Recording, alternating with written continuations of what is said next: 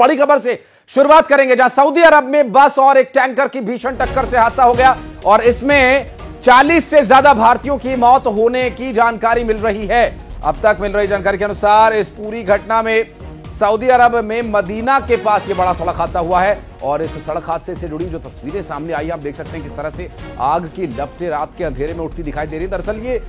तड़के ही हादसा हुआ सऊदी अरब में, जो कि मक्का मदीना की यात्रा पर, पवित्र धार्मिक यात्रा पर जो लोग गए हुए थे उनकी ये बस बताई जा रही है। और इस बस में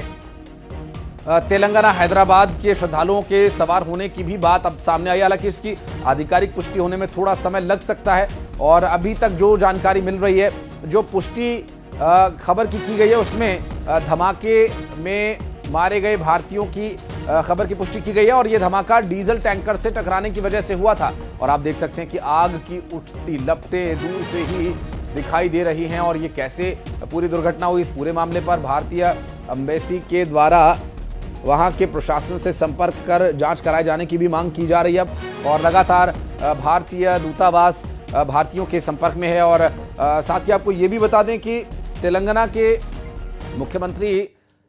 के द्वारा भी अपने संबंधित प्रशासनिक अधिकारियों को निर्देश दिए गए हैं कि वे भी लगातार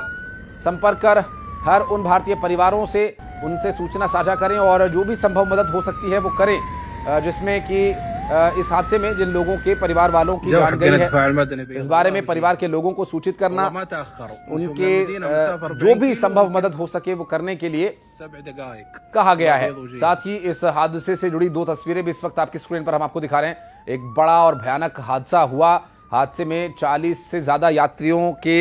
मारे जाने की खबर है और ये भीषण सड़क हादसा कुछ ऐसी परिस्थिति में हुआ कि इसमें बचने का मौका भी नहीं मिल पाया उन हज यात्रियों को। और इस पवित्र यात्रा पर गए श्रद्धालुओं की मौत का ये पूरा मामला सामने आया, एक दुखद मामला, जिसमें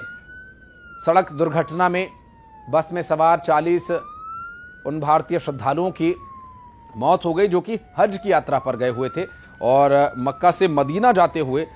ये दुर्घटना हुई बताई जा रही है।